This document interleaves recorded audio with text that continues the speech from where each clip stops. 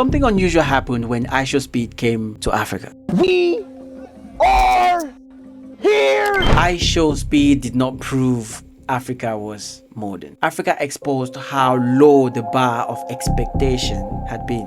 Because Speed did not explain Africa, he experienced it. And that experience did something powerful. It collapsed distance.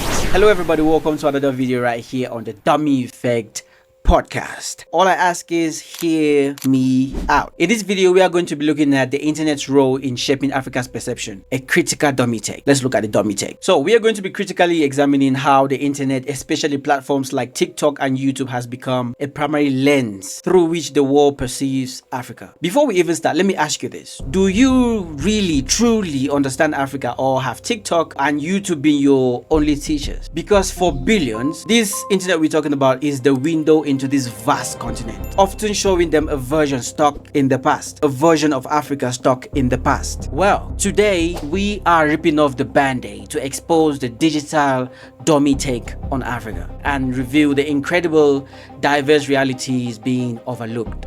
Chapter 1. Before we even continue, please go ahead, leave a like, comment, share and subscribe. The feed decides the reality. Your feed decides the reality. Scroll for a minute. Scroll for a few minutes. If Africa appears on your feed, you already know what you are likely to see. Wild animals, dirt roads, children framed through charity lenses. And then, if you're lucky, a few sudden cuts to a modern city. You know, almost like a glitch. But that is the thing. That contrast is not accidental. The internet does not show reality. It shows you what performs. And when performance becomes repetition, repetition becomes belief. The more you show something, the more people are going to believe that that thing is actually true. This video isn't about whether the images and the videos that are served in front of you are real.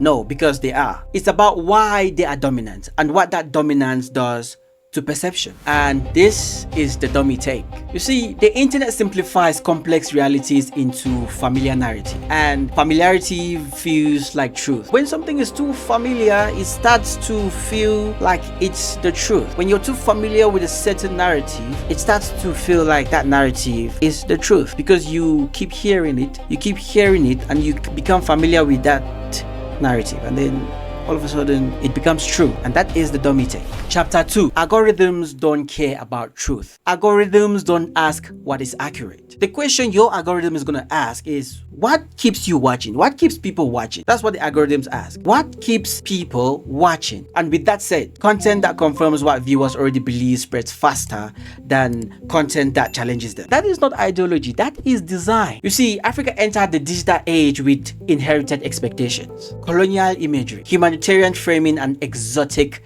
distance. The internet did not erase these narratives. No, it optimized them. So when a video is labeled simply Africa, the system already knows which version is going to travel farthest. Not the complex ones, the legible ones, the simple ones, the readable ones. Those ones, they travel the farthest. And this is how a whole continent becomes a theme. Chapter 3. Poverty as identity. If you haven't noticed, poverty, suffering and negativity, all these things, they travel or they'll perform extremely well online. They trigger emotion, validation and moral certainty. Scholars call this poverty porn the aestheticization of hardship without context. And even UNESCO has warned that these portrayals reduce African societies to passive victims rather than historical actors. But the issue here is not that poverty is shown. The thing is, poverty is shown alone. No systems, no history, no agency. And when hardship becomes the primary identity, empathy turns into assumption. Chapter 4. You see, Africa is seen as one place, as one country. And because of this, on the internet, Africa performs better than Ghana. And that right there is the algorithm speaking. That is 54 countries collapsed into one imagined space. Thousands of cultures flattened into a single backdrop. Philosopher Achille Mbembe described this as Africa being treated not as geography but as a symbol, an idea disconnected from lived reality. But the thing is, the internet did not even invent this mistake. It automated it. It made it easy for people everywhere to see Africa this way. Chapter 5. Nature over modernity. Wildlife needs no explanation, but Cities do. A clip of a lion performs very well globally, but urban infrastructures require like extra context. Like you need to explain what is that building, what it's for, and all this extra source. A clip of a lion is a clip of a lion. Platforms push what is instantly readable. It pushes what is instantly readable without any extra context. Safaris outperform systems. Deserts outperform data centers. Safia Noble's research on algorithms of oppression shows that algorithms reproduce existing hierarchies. Algorithms do not correct bias, they monetize it. And because of all of this, Africa becomes timeless, frozen, and eternal. Meanwhile, modernity scrolls past unnoticed, which is why I personally feel like more Africans must start telling more African stories through their lived realities. Chapter 6: What the Internet Filters Out. This is because what really trends is ordinary life. Africa hosts some of the fastest growing tech ecosystems on this planet, on Earth. Its cities are young, dense, and rapidly evolving. Its music, fashion, and politics shape global culture daily. None of this is hidden. None of this is hidden. It's just not optimized. Platforms prefer spectacle over continuity, drama over systems, extremes over averages. Africa is shown as a moment, not a process. Africa is shown as a condition. It's not shown as a place. Chapter 7: iShowSpeed and the Collapse of Distance. Something unusual happened when iShowSpeed came to Africa. Not a documentary, not a charity campaign, not a polished media project. A live stream, no narrator, no script, no moral framing, just a loud, chaotic, impulsive streamer walking through African cities in real time, reacting, sweating, laughing, and getting overwhelmed. And that rawness matters. For his millions of viewers, Africa stopped being an idea, and instead it became a place you could walk through. Traffic, noise, crowds, jokes, security, normalcy. Because Speed did not explain Africa, he experienced it. And that experience did something powerful. It collapsed distance. Also, what made this different was not accuracy, because Speed is not an expert. What made this different was the absence of mediation. No sad music, no area shots, no "this is Africa" voiceover. No, just friction with reality. And this is what his viewers saw. Cities that didn't fit expectations. People who were not performing poverty. Public spaces that felt familiar, not exotic. And with all of this, the shock was not Africa. The shock was how wrong the image before this had been all along. There is also an uncomfortable truth here. Some reactions to Speed in Africa revealed more about the audience than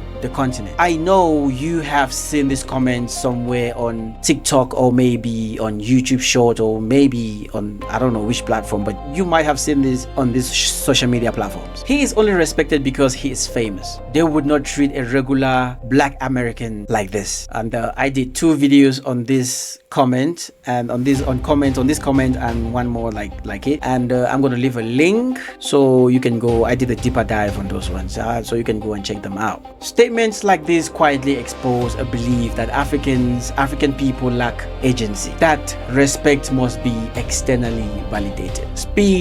iShowSpeed did not prove Africa was modern. Africa exposed how low the bar of expectation had been.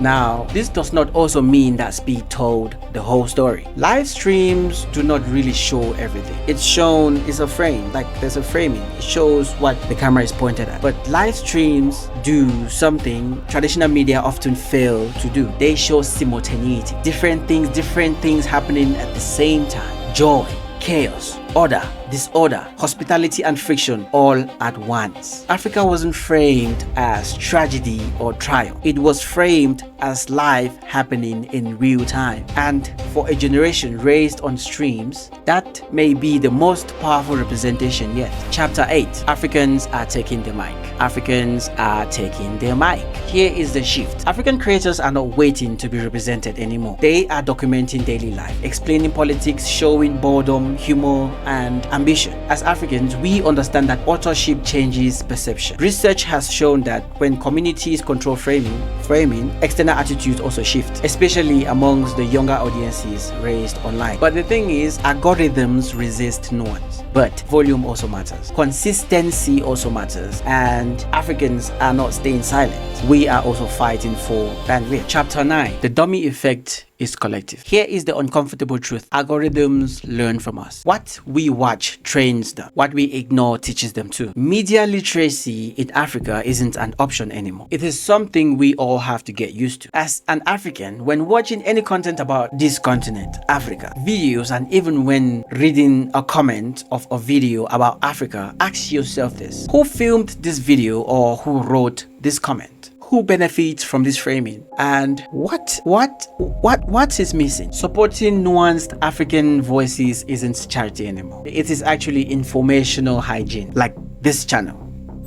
The dummy effect, or all these negative views about Africa, survives on passive consumption, but it weakens under curiosity. So we have to be more curious as Africans on the internet, especially when it comes to content that has to do with Africa. Chapter 10. Let's close on this. Let's kill the shortcut. All right, as Africans, let's kill the shortcut. The internet did not invent distorted perceptions of Africa. It inherited them, optimized them, and then scaled them. But the same system that flattened Africa can also show it properly, because Africa does not need better images, it needs fewer lazy ones. And the biggest mistake is thinking that what feels familiar must be true. That right there is the dummy take. We're gonna end it here. If you like the content, leave a comment and let me know what you think about this content so far. Also, while you're there, like, comment, share, and also, subscribe.